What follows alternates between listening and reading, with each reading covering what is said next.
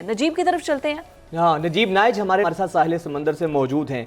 Najeeb, good morning. ये बताइएगा कि आप साहिल समंदर पर मौजूद हैं, हाई अलर्ट भी जारी कर दिया गया है, अहकामात भी जारी कर दिए गए हैं। साहिल समंदर पर क्या मनाजिर हैं और किस हद तक हुकूमती अहकामात पर अमल दरामद होता दिखाई दे रहा है?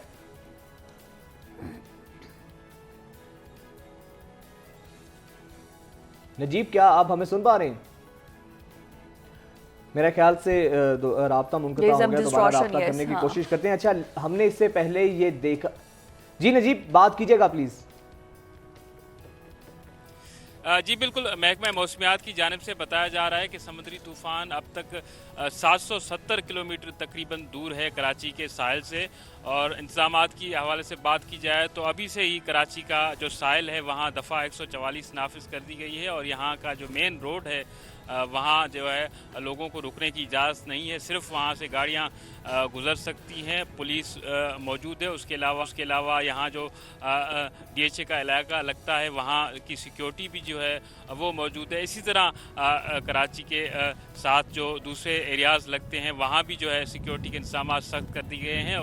और ये समुद्री तूफ़ान बताया जा रहा है महकमा मौसमियात की जानिब से कि सिंध, बलूचिस्तान, उसके अलावा भारत के गुजरात के इलाके से जो समंदर लगता है वहाँ टकराएगा। और इंतज़ामी हवाले से सूरत हाल जो है वो मुकम्मल कर ली गई हैं। मुख्तलिफ़ महकमों की जानिब से इंतज़ामात के हवाले से आगाह किया गया है और पोर्ट जो है बिन कासिम पोर्ट, उसके अलावा कराची पोर्ट के हवाले से वक्तन फ़वक्तन जो है अपडेट्स जारी की जा रही हैं। और जो यहाँ बड़े जहाज़ खड़े होते हैं उनको महफूज करने के लिए भी इंतज़ामात किए जा रहे हैं। उसके अलावा इंतज़ामिया की जानिब से बताया गया है कि जैसे ही जो है 15 जून के हवाले से बताया गया है, लेकिन हमें अपडेट मिलेगी तो हम यहाँ जो करीबी रिहायशी इलाके हैं उनको खाली कराने का सिलसिला भी जो है शुरू कर सकते हैं जैसे ही महकमा मौसमियात की जानिब से अपडेट आएगी। इस तरह इंतज़ामिया ने तमाम तर इंतज़ामात मुकम्मल कर लिए गए हैं। नजीब, मैं चाहूँगी कि आप अपने कैमरामैन से रिक्वेस्ट कीजिए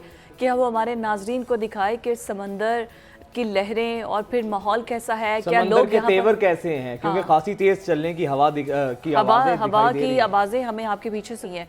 तो ये बताइए कि अभी क्या लोग यहाँ पर आ रहे हैं, मौजूद हैं यहाँ पर, या दफ़ा 144 स्ट्रिक्टली है यहाँ पर नाफिज? लोगों को यहाँ आना बिल्कुल मना है और हम इस वक्त साहिल समंदर पर मौजूद हैं। कैमरामैन मुयुद्दीन अगर आपको दिखाएं तो इस वक्त साहिल समंदर के ये मनाजिर हैं और जो लहरें हैं वो इस वक्त उरूज पर हैं। उसके अलावा यहाँ मुकम्मल पाबंदी है किसी भी शहरी को यहाँ आने पे, वरना आम तौर पर यह होता है कि कुछ शहरी जो है यहाँ सुबह के टाइम आते हैं और जो है वॉक करते हैं, लेकिन अब जो है इंतज़ामिया की जानिब से मुकम्मल तौर पर रोक दिया गया है किसी भी शहरी को। और यहाँ जो लोग रोज़गार के लिए भी मौजूद होते हैं उनको भी फिल वक्त मना कर दिया गया है। और किसी किस्म की न सिर्फ इस साहिल समंदर के एरिया पर बल्कि इसके साथ जो रोड है वहाँ भी किसी गाड़ी को जो है रुकने की इजाज़त नहीं है।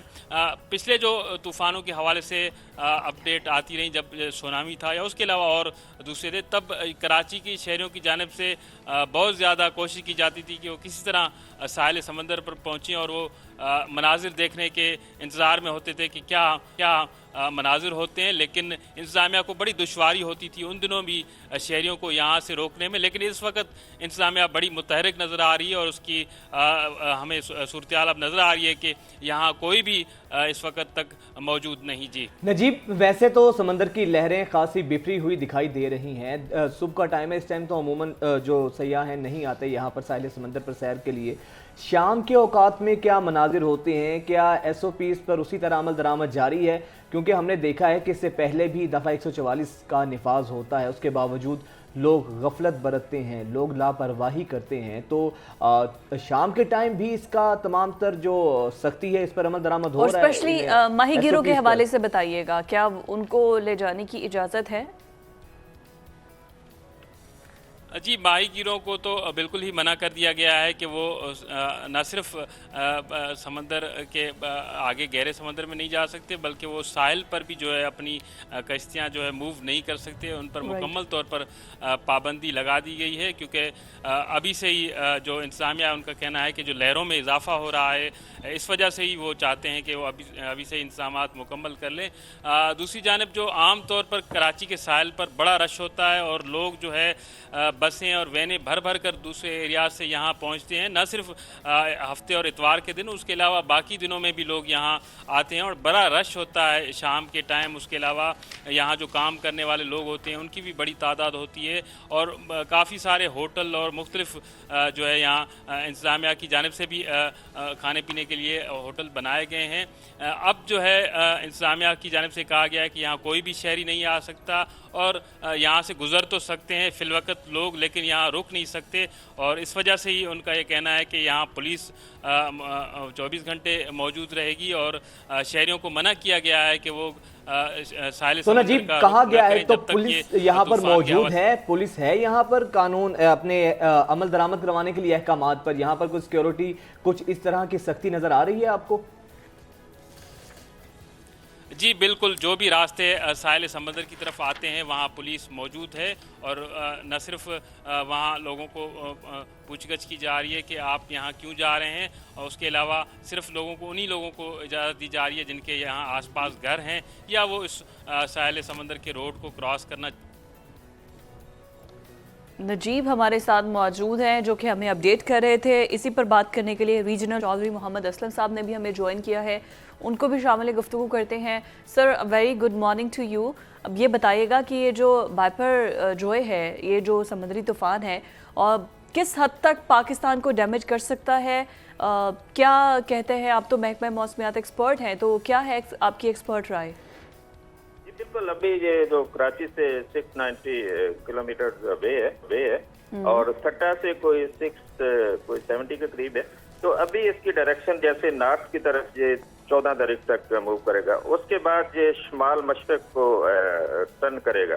तो ये जो इसकी ज्यादातर चांसेस हैं कि ये जो हमारा इलाका केटी बंदर बनता है जो कराची से ईस्ट में है, और केटी बंदर और इंडियन गुजरात उसके दरमियान में ये लैंडफॉल करेगा 15 तारीख को। 15 को ज्यादा चांसेस है कि दोपहर के बाद लैंड करेगा। तो इन एरियाज में काफी हैवी रेनफॉल और विंड की डायरेक्शन काफी तेज होगी इन इलाकों में इस दौरान में। और सर इसकी इंटेंसिटी क्या होगी, कुछ इस बारे में बताइएगा, शिद्दत क्या होगी इस तूफान की, और कितना अलार्मिंग है ये इस तूफान का आना, और कितनी देर तक इसकी इंटेंसिटी बरकरार रहेगी? ये देखिए, अभी तो जैसे ये समुद्र में तो बहुत इसकी इंटेंसिटी जो पीछे से इसको फोर्स मिल रही होती है, फेवरेबल कंडीशन। तो अभी तो ये एक्सट्रीमली सीवियर साइक्लोन है। तो लेकिन जैसे ये फॉल करेगा लैंड पे तो ये सीवियर साइक्लोनिक स्टॉर्म होगा। लेकिन उस वक्त भी ये सीवियर में कोई विंड स्पीड होती है 120 किलोमीटर फी घंटा की रफ्तार से।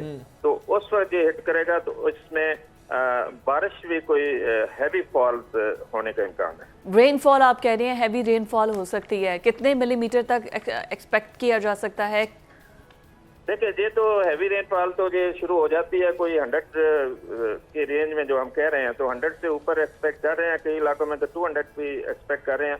कराची से जो ईस्ट में है तो वहाँ पे जो 80 किलोमीटर फी आवर तक विंड चलेगी। ये जो हमारा केटी बंदर, थट्टा या बदीन, इनमें 120 किलोमीटर और गस्ट जो है 150 किलोमीटर तक भी हो सकता है। तो सिर्फ केटी बंदर को ही होगा जिससे मुतासिर किया जा रहा है? आपने केटी बंदर और इंडिया का गुजरात जो है वो बताया है, इसके अलावा तो कोई कराची के हिस्से मुतासिर नहीं होंगे या उसके असरात बाकी मुल्क में तो नहीं आएंगे?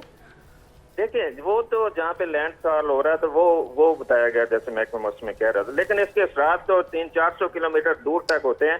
जैसे कराची वहाँ से कोई 150 किलोमीटर, तो इसके असरात उस जैसे नहीं होंगे लेकिन बहुत ज्यादा होंगे। उससे थोड़े कम होंगे लेकिन बहुत ज्यादा होंगे। और इसका जैसा भी ये काफी दूर तक 500-600 किलोमीटर तक उसके इफेक्ट्स आएंगे। अच्छा सर, ये बताएं जो बाइपर जो तूफान है, ये इससे पहले भी क्या पाकिस्तान को इसने हिट किया है, या इसके जरा इस तूफान की इंटेंसिटी क्या होती है और इसका दौरानिया ड्यूरेशन इसकी क्या होती है, या फर्स्ट टाइम पाकिस्तान इस तूफान को फेस कर रहा है? देखिए ये जो ज्यादातर पहले जितने तूफान आते रहे वो ओमान की तरफ जो शुमाल मगरब की तरफ टर्न हो जाते थे कराची के करीब से आके, तो अभी भी कराची को डायरेक्ट हिट नहीं कर रहा, जो भी शुमाल मशरक हो उसको डायरेक्ट वहाँ पे फॉल नहीं कर रहा।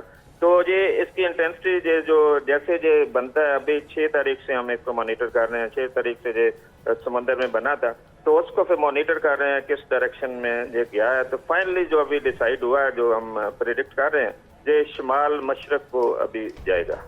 तो सर इस हवाले से प्रिकॉशनरी मेजर्स क्या अपनानी चाहिए, क्या इकदाम उठाने चाहिए पीडीएमए को, एनडीएमए को, और स्पेशली जो वहाँ के रिहायशी हैं? जी जी जी जी मैं सुन रहा हूँ। जी जवाब दीजिएगा सर। जी जी बिल्कुल। इसमें देखें जब ये समंदर अभी तो इसके 30 से 40 फुट जो ऊंचाई है लहरों की, लेकिन अभी समंदर में दूर है, लेकिन जैसे ये करीब आएगा तो इसकी जो हाइट होगी लहरों की ये कोई 8 से 12 फुट रह जाएगी। तो एक तो ये जब इसमें हवा बहुत ज्यादा तेज होगी, जहाँ पे बारिशें बहुत ज्यादा होंगी, एक तो मशेरे जो है उनको तो अलर्ट पहले किया जा चुका है कि ये समंदर में नहीं जाना। दूसरी जो लूज स्ट्रक्चर्स है उनको डैमेज करते हैं, बिल बोर्ड गिर सकते हैं, तो ये इस तरह के एहतियात, और समुंदर पे नहीं लोगों को जाना चाहिए। ठीक है, मुकम्मल एहतियाती तदाबीर अपनाने की ज़रूरत है। बहुत शुक्रिया। मोहम्मद असलम साहब डायरेक्टर मेट थे, वो हमें इस बारे आगाह कर रहे थे। नजीम नाइज आपका भी शुक्रिया, आपने हमें साहिल समंदर की सूरत हाल से आगाह किया।